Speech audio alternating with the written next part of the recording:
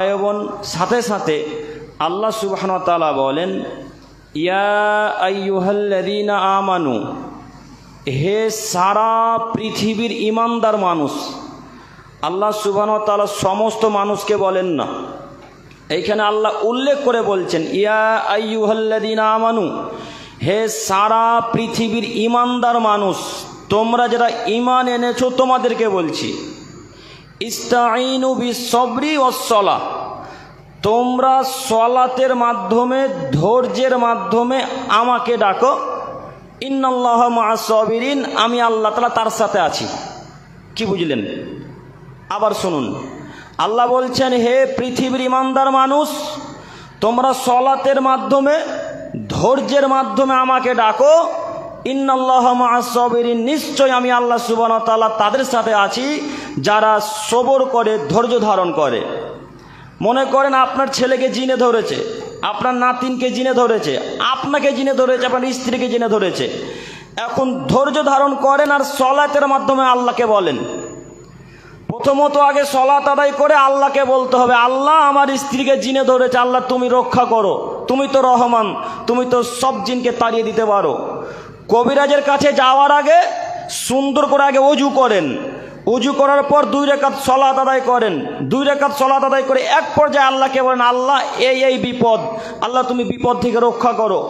কবিরাজের কাছে যেতে না যেতে জিন হয়তো আল্লাহ তাআলা তার কাছ থেকে তাড়িয়ে দিবেন। কথা বোঝাতে পারিনি? আপনার ছেলে অ্যাক্সিডেন্ট হয়েছে জঙ্গিপুরে, খবর পাচ্ছেন জঙ্গিপুর থেকে যে আপনার ছেলে অ্যাক্সিডেন্ট হয়েছে, হাসপাতাল আগে যাওয়া লাগবে না, আগে সুন্দর করে ওযু করেন, তারপরে 2 রাকাত সালাত আদায় করেন। সালাত আদায়ের পর এক পর্যায়ে কান্নাকাটি করে আল্লাহকে বলেন, আল্লাহ আমার ছেলে অমুক জায়গাতে অ্যাক্সিডেন্ট হয়েছে, আল্লাহ তুমি তাকে রক্ষা করো। হাসপাতাল যেতে যেতে হয়তো আল্লাহ তাকে সুস্থ করে দিতে পারেন। এটাই হচ্ছে ধৈর্য, এটাই হচ্ছে সালাত। আমরা তো বুঝলাম না সালাত কি জিনিস, ধৈর্য কি জিনিস। মানে জিনে যেমনই ধরেছে তেমনই কবিরাজের কাছে যাওয়া লাগবে। আর ওই তো গত সপ্তাহে কি তার আগে সপ্তাহে বলেছিলাম, জিন এলেই বলতে হয় আউযু বিল্লাহি মিনাশ শাইতানির রাজিম। তো জি, কথা বুঝতে পেরেছেন? আব্দুল করিম বিন আমিনুল ইসলাম গত সপ্তাহে বলেছিল যে আউযু বিল্লাহি মিনাশ শাইতানির রাজিম পাঠ করলে জিনের বাপ পর্যন্ত থাকতে পারে না। জি, তো আপনি এখন ভাবছেন যে আউযু বিল্লাহ তো 10 বার বললাম, তবুও তো জিন যাচ্ছে না, তো ধৈর্য কোথায় থাকলো? কথা বোঝাতে পারলাম না। ধৈর্যটা থাকলো কোথায়?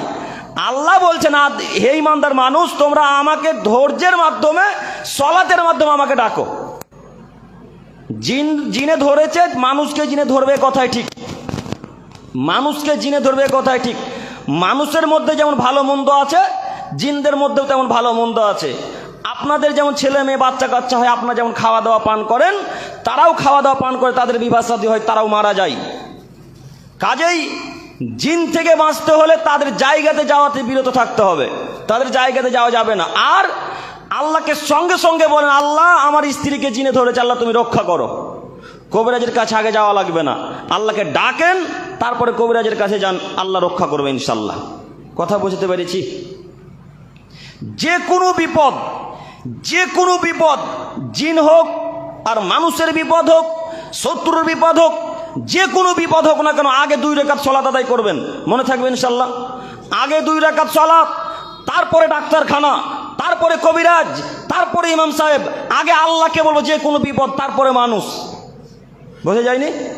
তাই আপনাদেরকে অনুরোধ করে বলছি, সালাত